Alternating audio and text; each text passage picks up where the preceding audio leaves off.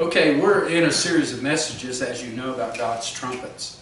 And the reason we're looking at it is because in September, the Feast of Trumpets is going to be celebrated mostly by Israel and the Jews. And the Feast of Trumpets is a one-day feast. Most of the feasts are longer than that, but it's a one-day feast. And it's on the first day of the month. So the way that you can tell that it's the first day of the month in the Jewish calendar is because God has a lunar calendar.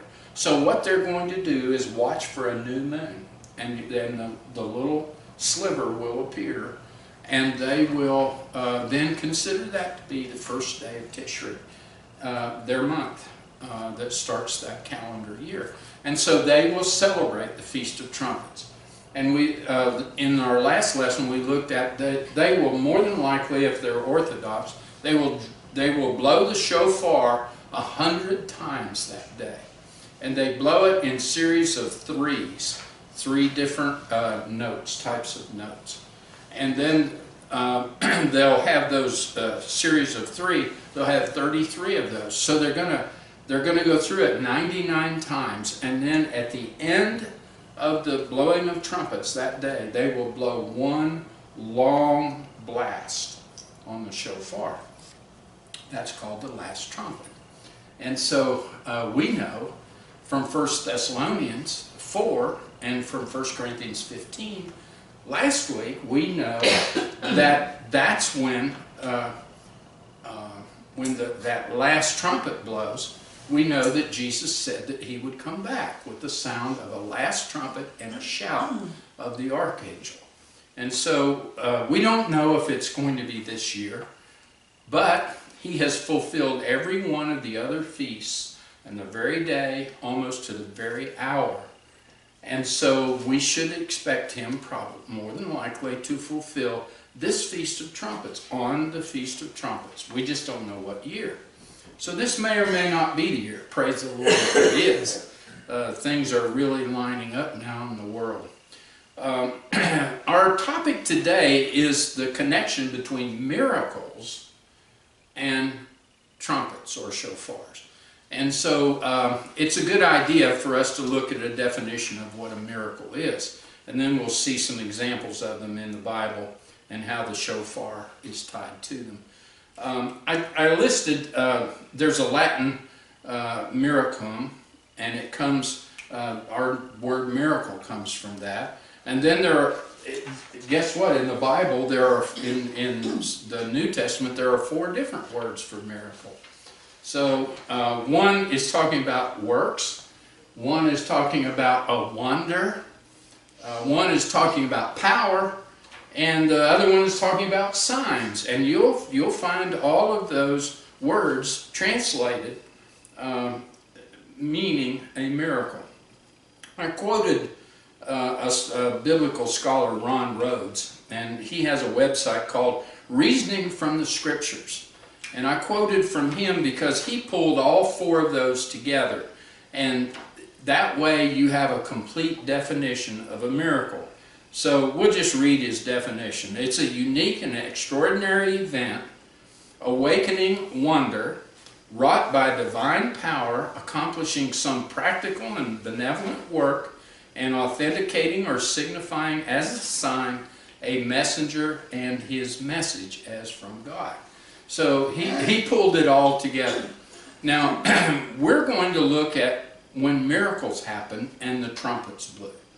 And some of these are really exciting, especially as we get down toward the end where we talk about the rapture of the church. The first one is the giving of the law at Mount Sinai in Exodus 19. If you remember that scripture, the children of Israel were down around the bottom of the mountain. God came down on Mount Sinai, and when he began to want to talk to them and literally speak the 10 Commandments to them, he made his presence known with a shofar sound, a trumpet sound, a ram's horn sound. We're told there in Exodus 19 and Exodus 20 that it got louder and louder and louder to a point where the people were so terrified, they said, "Please, Moses, have him stop. We want you to talk to us. God, they were actually trembling. They were afraid. It was actually the first time they had ever heard the sound of a shofar.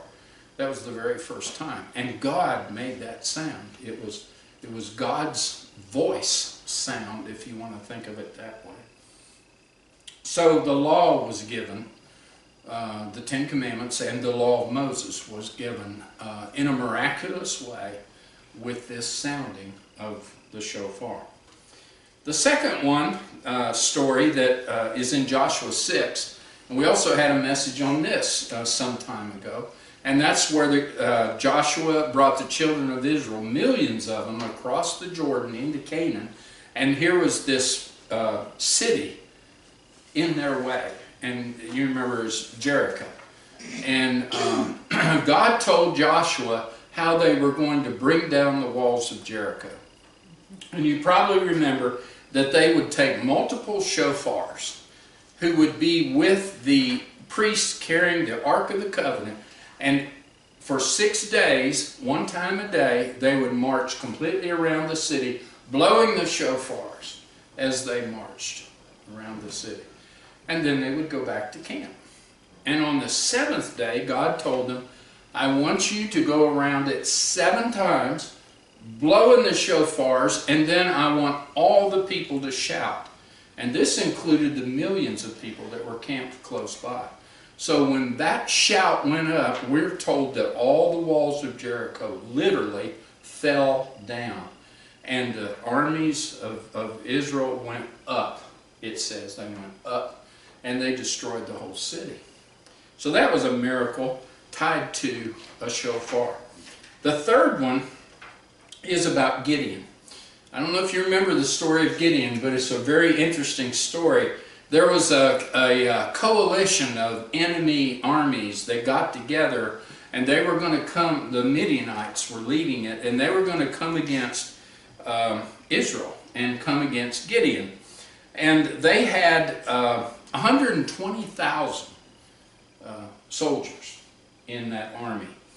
And the Israelites, Gideon was only able to gather up 32,000. So it looked like that was it for them. It looks like, you've lost the battle. When in fact, when God saw the 32,000, he said, "You've got too many." Isn't that like God? You've got too many. And so he had Gideon say to the people, "Anybody that's afraid, you just go home. You're okay. No problem. Just go home." And we find out that 12,000 of them went home. Left 10,000 people there to fight 120,000. So you'd think God would be satisfied, but he wasn't. He said, "Gideon, you've got too many men still." And he had him take it down to 300. And the way he did it, he had these 10,000 go down to a water source. And he told Gideon, he said, "I want you to watch each man as he drinks. And if the man got water in his hand and looked and brought it up like this, God said, you keep that man. But if they got down like a dog would and lapped the water up with their face down in it," he said, "No, not those men." There were only 300 men who actually drank the water the way that God said he could use them. So Gideon had 300 men against 120,000. And the 120,000 were all down in this valley. And Gideon took the men, gave them a pitcher, put a lamp of one of their lamps with oil down in the pitcher, and gave each man a shofar, a horn. And they went up on the ridge all the way around this army. And Gideon said, "When you hear me and you see me, I want you to do what I do." And so once they all got in place, Gideon broke the pitcher so the light shone, and he blew the shofar, and everybody else did it. And we're told in the scriptures that it caused such confusion among the enemy that they actually were so afraid, it was pitch dark down there, they started killing each other. And so they literally, Gideon won most of that battle without actually doing any fighting. And then he chased the ones that were left, and he got all of them. So this is an instance when a shofar caused confusion among the enemy. The fourth example I wanted to give you, I don't know if you've looked at the 6-Day War, 1967. I don't know if you've studied that much. You know, Israel came back into their land in 1948, and they had Arab nations around them who still didn't want them to exist. In 1967, Egypt, I think I listed them here, Syria, Jordan, Iran, and a bunch of other allies, including the Soviet Union, decided that they were going to attack Israel. And they were going to wipe them off the face of the earth. Annihilate them. In other words, have another Holocaust. And so Israel knew that this was happening. And Israel had to make a decision. And so what they decided to do was strike first. And to give you an idea, Israel had 196 planes. And most of them were made by the French. Well, the French had cut off the parts to replace those. There was a United Nations peacekeeping force between Egypt and Israel. Egypt asked the United Nations to remove that peacekeeping force in 1967, and they did. So everything looked like all of these nations were going to come in against Israel, and of course, annihilate them, wipe them out. Now, some things happened that were miracles, if you want to think of our definition up there. And let me just share a few of them with you.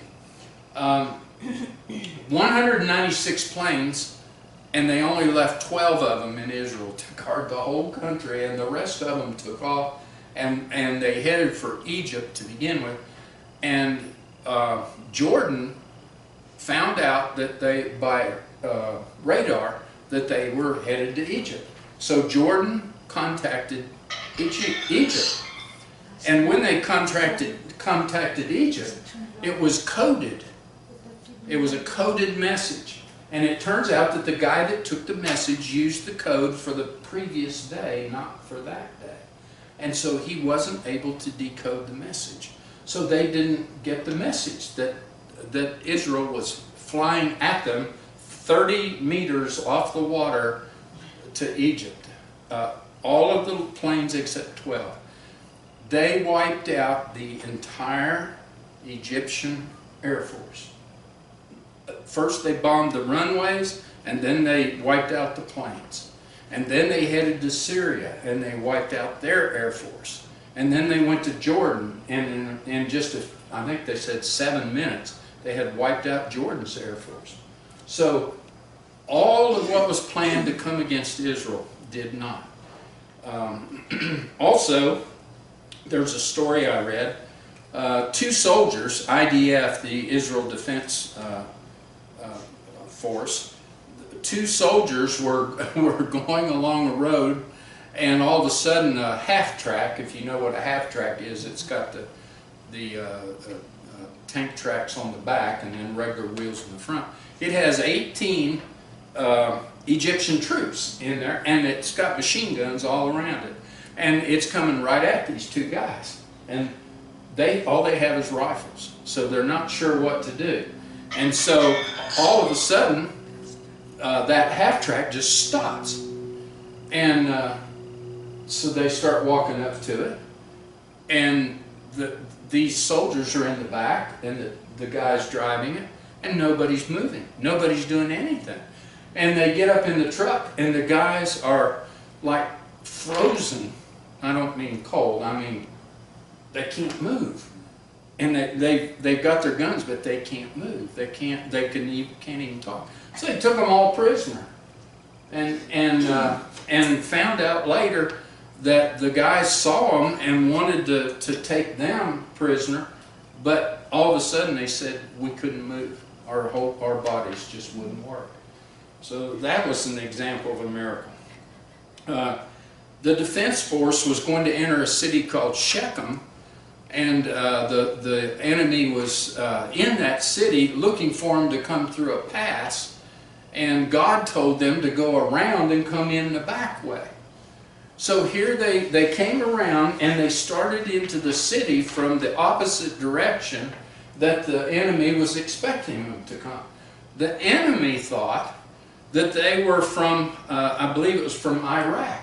They thought that they were Allied soldiers. And so they were welcoming into the city and just shouting, and the guards were just standing there. And so they took that whole city without a shot. Also, I read a story about a munitions truck that was sitting close to a very populated area, and a shell from the coalition forces came in and actually hit the truck and didn't explode. And when they looked inside the truck, the shell that came in was sitting on top of all the ammunition that they had in that truck, and it was unexploded. So there's all kinds of stories. Is that what the Bible was? No, that's another story where a rocket came through a house into a room where a Bible was laying on the table, and the rocket just stopped halfway into the house, and they had to pull it back out, but it didn't explode. But there are a lot of miracles you can read about the 67 war. But the point about the shofar is, one thing they did at the end, they went to take the temple wall, the old city of Jerusalem, which had been held by Jordan and some of the other enemy forces. And they went in there and they actually got through, and they were at the temple wall. And a rabbi who had the first 5 books of the Bible, the Torah, on scroll, and he had a shofar, he was leading them, went into it's called the Wailing Wall, or the Western Wall, of what was left of the temple. And he was so excited and so moved, he couldn't blow the shofar. And so there was a guy standing right beside him, and I looked at the video and watched it. And he was just one of the troops with him. He just reached out and grabbed it and blew it. And that shofar was the symbol sound for the fact that they had won back Jerusalem. In this battle, they expanded their territory 3 times what they originally had. They got back all of Jerusalem, all the way down through the Sinai, all the way to the Gulf of Aqaba. So, the one that we're really looking forward to that has a shofar is the rapture of the church. And we've looked at this in 1 Thessalonians 4 and 1 Corinthians 15, and we know that when Christ comes back for the church, there will be a sound of a shofar, loud, and they will hear it. The world will hear it, Edie. No matter what these other people are saying. We're told it will be a sound of a shofar. And we're told an archangel is going to shout at that time. And then the dead in Christ will rise first, and then we will rise up with them to be with them in Christ in air. Then we'll all go to be with Christ in heaven until after the tribulation, and then we'll come back down to the earth with him and reign for 1,000 years. The thing is, those of us that might be alive would be changed in an instant into our incorruptible, eternal body. And I don't know exactly what that's going to be like, but Jesus had that body when he was changed, when he resurrected from the dead. So the trumpet, the shofar, is associated with miracles in the Bible. Now, what's the application for us as a church? We'll end with these 2 points. First of all, while Israel in the 1967 war was wiping out the Egyptian Air Force Egypt was on the radio and the television talking about all the Israeli planes that they were shooting down, all of the victories that they had in that battle, and they were putting out what today is called false news, fake news. And people were believing it, okay? Except Israel went ahead and did what they had to do, and they didn't listen to the false reports. I'm suggesting that our enemy, Satan, loves to put out false reports about what's going on. That Christians are just, you better be careful because, you know, you're not going to be able to do this, you're not going to be able to do that. All kinds of news that we hear.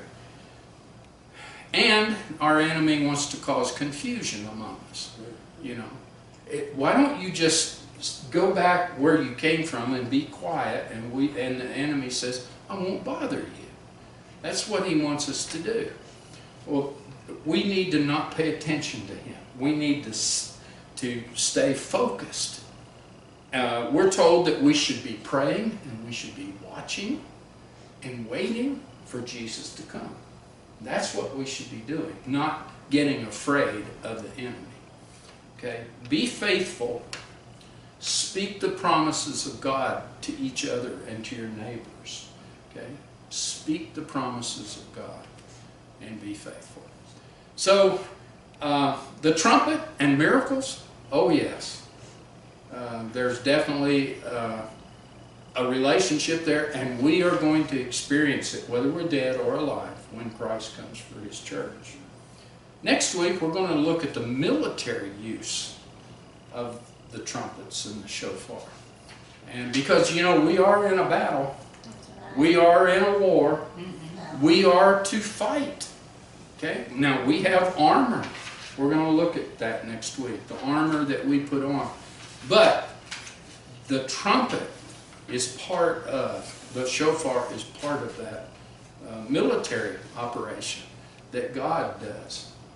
And so I think we're going to have a pretty good lesson next week. So let's ask God's blessing on this lesson as we end. Father, thank you for your truth about miracles and the shofar and all that you've done in the past. Using the shofar to get people's attention, to get our attention in. We even know that all around this world, the last few years, there have been trumpet sounds in the heavens that people can't explain. Some people are afraid. Some people say that it's just fake. And other people believe that angels are tuning up their shofars, getting ready for Christ's coming. And we're excited about that. So thank you for giving us this word. Help us to share it with somebody this week. And thank you for blessing our home fellowships here at Believers Bible Fellowship Church.